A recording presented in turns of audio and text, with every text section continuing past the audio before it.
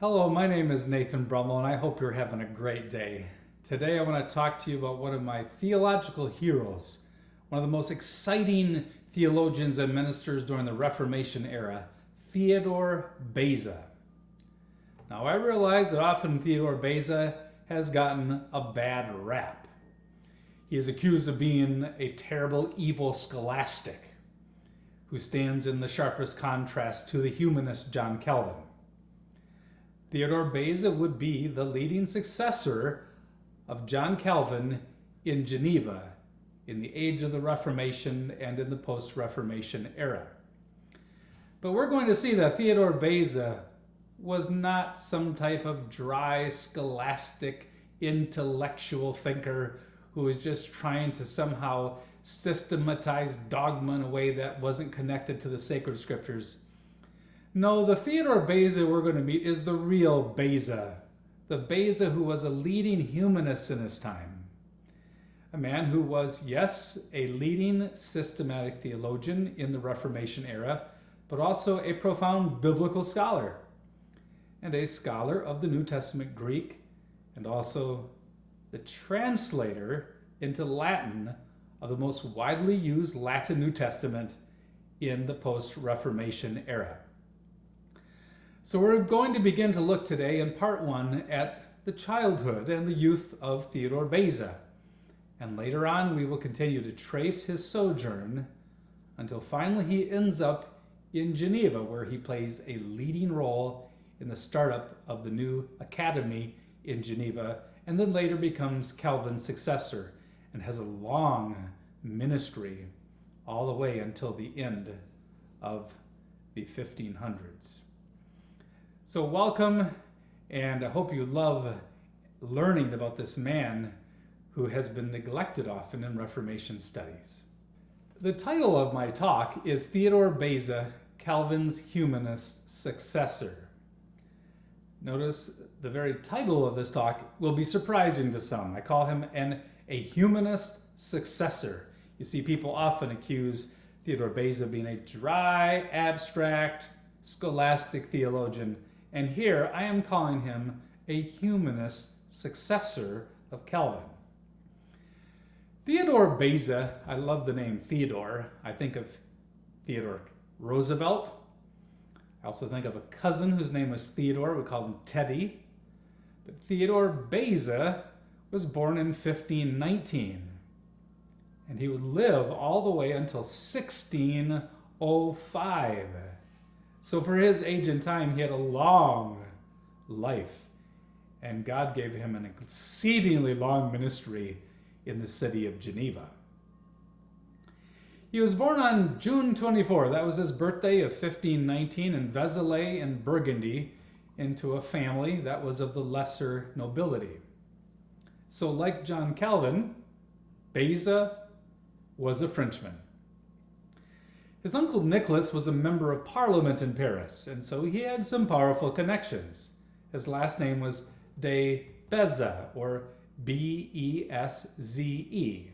which is how Beza wrote his name until later when he Latinized it and instead spelled it in the spelling we know, B-E-Z-A, Beza.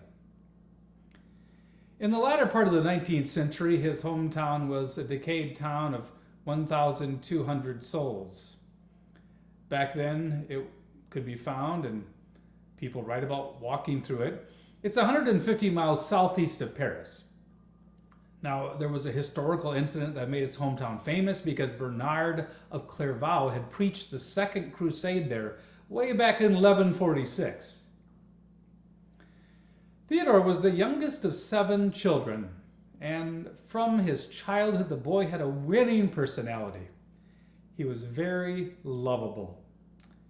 He also was a sickly toddler.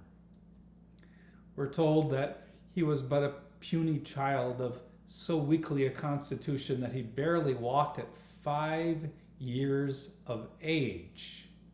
Can you imagine that? A little boy who could barely walk at 5? He had a painful sickness that made the little boy want to even end his life. We're told by Baird, who is one of the famous biographers of Theodore Beza, that the young boy's sickness was so painful that he was once, when crossing one of the bridges over the Seine, about to throw himself into the river for the purpose of ending his life and his misery in a single moment. One must sympathize with the little boy who goes through such terrible pain and has such constant debilitating pain that he wants to commit suicide. But this young boy would come to be called the courtly reformer. The courtly reformer. Now, why was he called the courtly reformer? Well, that was because this boy was raised in high culture. He learned the best French and Latin. So he didn't come from the lower classes. He didn't come from peasant stock. He grew up in what we would call a middle to upper class background, and therefore he has been called the courtly reformer. Sprung from the ranks of the old French nobility, he was a young man for whom access to the favored circle of the powerful and opulent was open from his earliest youth. He had wealthy connections, and therefore he had the opportunities for education that a normal, poor Frenchman would not have. In fact, whatever department of church or state he might have wanted to enter, he probably had the gifts and the connections to get there. Later on, people would be struck by his bearing, really his courtly manner, his French manners, his upper class manners, and his language. He talked the best of French and Latin as well. And therefore, throughout his career, he could talk with people who were from the higher echelons of society and speak with them on equal terms. And therefore, he is quite a contrast with a Luther who rises more from what we would call a blue-collar working class. And so he could be on the best terms and equal terms with some of the most highly educated and sophisticated people of his time. Uncle Nicholas was so encouraged by his nephew Theodore as a person, because Theodore was just a loving young man, and the gifts of his nephew, that he did something that troubles me. He asked permission to take the boy along with him to Paris for his education. He wanted to take Theodore to the capital so he could live with him and receive the best of educations in the capital of France.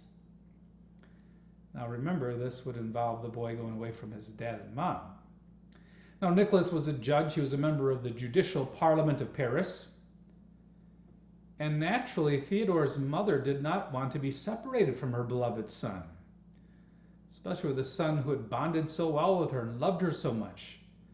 She didn't want him to be absent from her, and I'm sure Theodore didn't want to be absent from his mom either. So the mom put up a bit of a fight, but when her husband, the husband was the head of the home, when he said, well, this was the best thing for their son, she yielded reluctantly to her husband's command.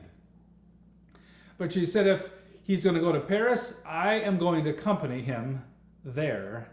And so she took him there and left him there.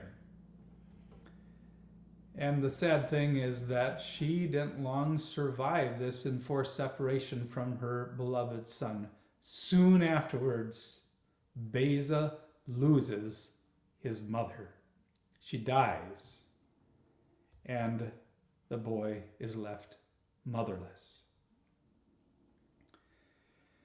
I think there's something instructive here. You must not think that heroes of the faith, like men like Theodore Beza, live charmed lives untouched by the sorrows of life. Marie Bordelais, who was Theodore's mom, needed to bring him away, just as Hannah long ago had brought Samuel to the tabernacle and left him there. Marie was a woman of great kindliness of heart, and that meant she was a great loss too for her son. Her son remembered how she cared for the poor, and the poor, we are told, repaid her untiring solicitude with a sincere love. What a wonderful mom. And so the boy is brought away, left behind in Paris, and then his mother passes away back home. And so these reformers face trials. I think, in fact, if you look at the life of most of the reformers, you will find a life of suffering. You often find men who have had to flee from their hometown. They're exiles from their own country. That was the case with John Calvin. That was the case with William Farel. That was the case with Caspar Livianus. That was the case also with Beza, as we will see. But the Lord was watching over this young boy, even though this boy at this time was a medieval sort of Roman Catholic. He grew up in a Roman Catholic family, like most people in France in his day. At this time, though, the winds of change were beginning to blow throughout Europe. The Reformation was taking off in Germany. And Martin Luther's writings were becoming very widespread throughout the rest of Europe, and even in France and in Paris, where they were terribly controversial. But God was watching over this young boy, and he led him to a wonderful professor named Melchior Wolmar. God's hand was in this. There's a man named Melchior Wolmar who was born in Swabia. He became a pupil and then a teacher at the Latin school in Bern. That was in Switzerland. Then he moved to Freiburg and then to Paris. He was very, very poor. And yet he had a great thirst for knowledge, and he sacrificially pursued his studies in great poverty. Wolmar mastered Greek. At Paris, he received academic honors. For his degree of licentiate, he was number 1 out of 100 students. And then God began to move Melchior Wolmar towards evangelical Christianity, what was sometimes called in those days Lutheranism, the ideas and teachings of what was called the Lutheran sect. So he left Paris because he knew that things could become dangerous for him there, for Orleans, in France, where he established a school for youth. The school became popular. And what happened is that Beza's uncle happened to entertain a relation who lived in Orleans. The guest was a member of the King's Great Council. And during dinner, this man saw Theodore sitting there with his uncle, who was now 9 years old. And this man mentioned that he had a son who was also 9 and who was being taught by a wonderful teacher named, guess what? Melchior Wolmar. The guest spoke so highly of the foreign teacher that Beza's uncle promptly declared his intention to take the rare opportunity and to send his nephew to Orleans. This is in spite of the fact that he had never heard of Melchior before. He also probably didn't know that Wolmar had moved towards evangelical Christianity. And why would you have your nephew, leave behind a place like Paris, where the University of Paris was a center of education for Orleans, to study under this man? But his uncle was so impressed. And so Beza was sent there, and Beza later saw this choice as a sign, he says, of the direct interference of God in his sovereign providence.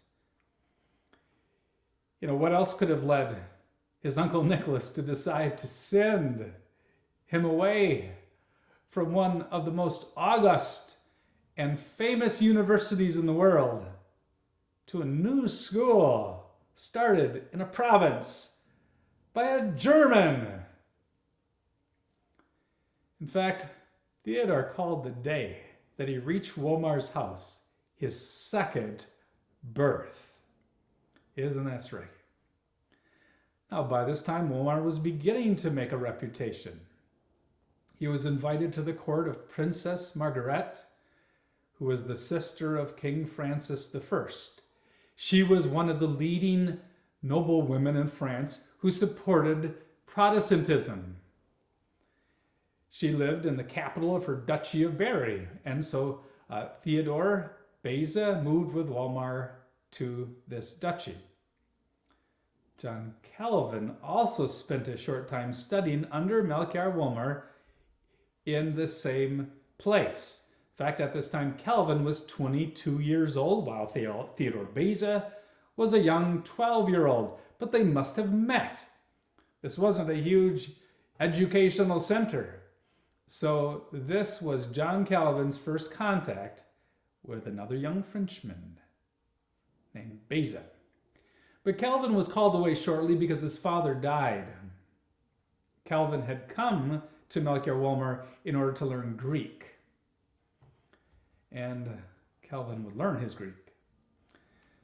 Now, Melchior Wolmer was the best of teachers. One couldn't have hoped for a better teacher. He was a sacrificial teacher. We are told the teacher was painstaking and gave himself unreservedly to his pupils. And then on the other hand, Beza was the perfect pupil. What an amazing thing it is when a teacher has a student like this. We're told he found in Beza a mind fired with a desire to learn. And Beza gained a command of both Latin and Greek, such as few men in our own times can claim to possess, said Beza's biographer in the last century. Baird says, to Beza, Latin became as familiar as his mother tongue. He used it ever afterwards readily, correctly, and effectively as one needed to be able to use it, who was to speak before kings and the most cultured audiences. Today, can we even imagine that? Can we imagine learning Latin, that you can speak Latin as your mother tongue? This is the beginning of Beza becoming a Renaissance man, a Greek Latin scholar. It was no hyperbole in Beza's mouth to say that there was not a branch of learning, even to law, jurisprudence, into whose mysteries he wasn't at least partially initiated under the guidance of Melchior Wolmer. And pretty soon, Melchior Wolmer and Beza viewed each other as friends and companions in study. Wolmer wasn't some type of, austere, distant pedagogue. Basically, he was learning with Beza. And importantly for our story, Beza was introduced to the Protestant Reformation. He was introduced to evangelical ideas. You see, Melchior Wolmer was not just interested in teaching Greek and Latin. No, he did not neglect the religious welfare of his pupils. And he had imbued them with knowledge of true religion drawn from the Word of God. Now, it is true that the seed that he plants with Beza is not going to sprout for many years. But Beza does begin to hear the great doctrines of the Christian faith from a beloved teacher. And he learns from him the importance of studying the sacred scriptures in their original language. So Beza begins to learn about Luther's teaching about sola scriptura, justification by faith alone, and many other things, but he was not yet converted to the evangelical faith. The reason? He was not willing to suffer for the sake of the truth. He had a lot to lose. It reminds me of the rich young man to whom Jesus talked.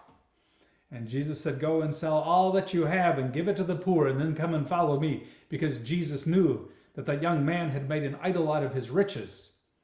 Well, Beza had made an idol out of his background and his social status. Now, the funny thing is that he did come early on to believe that the scriptures were the final authority. And he did see some of the problems in Roman Catholicism. But his heart would not be right until another decade had passed.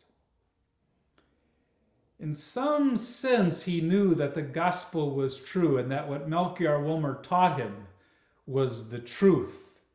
Yet he had an attachment to his position, his nobility, and the good things of life. And he is looking for the esteem of men, as we will see that comes out also in his poetry.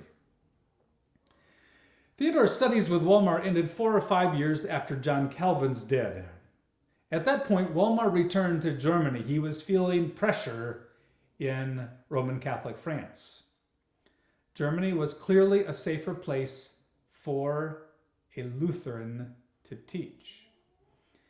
And when Walmer moved back to Germany, Beza wanted to accompany him, but Beza's Roman Catholic father refused to allow Theodore to return to Germany with his beloved teacher. It would not look good for a French Roman Catholic to send a son to Germany to study in Lutheran territory. And so his father required that Theodore now turn to the study of law to prepare for a legal career. Now, doesn't that sound familiar? That's the story of Martin Luther. His dad knew that the way forward economically and socially was the law. John Calvin's dad, after he had fallen out with the church, wanted Calvin to study law. Same thing with Father Beza.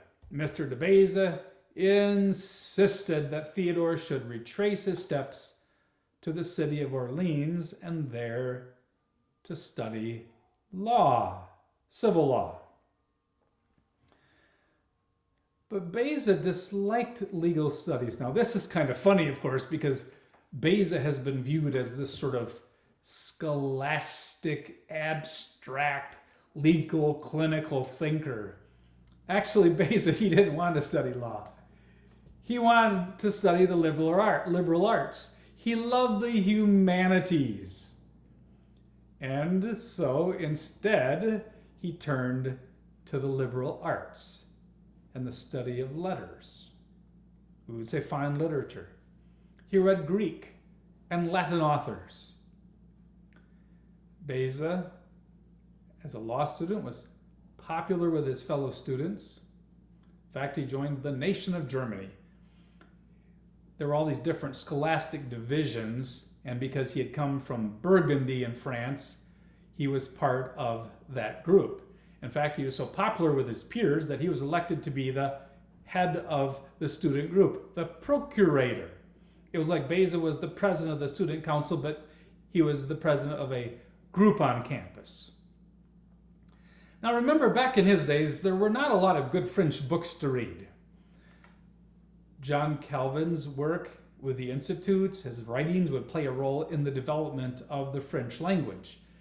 But back in these days, the French tongue was in some sense rude. It wasn't as sophisticated as Latin. There were not that many writers in France who had shown great literary gifts. John Calvin's institutes would elevate the French language.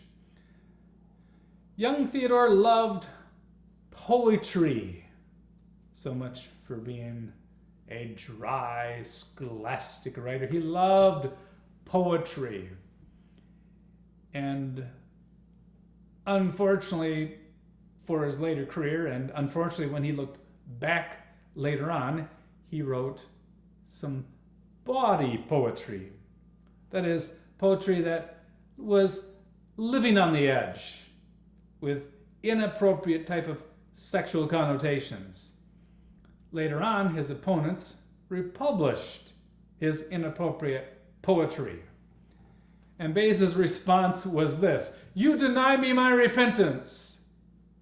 His point was that he had repented of using his literary gifts as a young man to write some poetry that wasn't quite appropriate. Now, it wasn't that terribly bad. In fact, at one point, Beza, I think, even republished what was called his juvenilia, that is, some of his juvenile poetry, to prove that it really wasn't as bad as his enemies claimed. God was preparing Beza, though. He was preparing him. Notice that when God saves us, there is a redemptive continuity. When God gives to a man splendid literary gifts, it's not like when that person is born again and becomes a Christian that somehow they lose all their literary gifts. No, there is redemptive continuity. And God was preparing Beza to pen the battle psalm that would be sung by the Huguenots. Beza would use his literary gifts and his poetic gifts to translate the Hebrew Psalms into French. And those would be greatly loved by the French Reformed Huguenots and sung. Now at this time, the young man hung out with cultured young men who were humanists, men of letters. And he spent 4 years studying Orleans, not focusing on law like his dad thought he should be doing. He lived a blameless life, though, we're told, spent in the society of honorable and scholarly men. He had caught sort of the vision of being like an ancient philosopher, caught up with the study of humanism and scholarly things. But he did graduate as a licentiate of law in 1539, and he left in August of 1539 and returned back to Paris. It's true, he was now prepared to study law, but his heart wasn't there.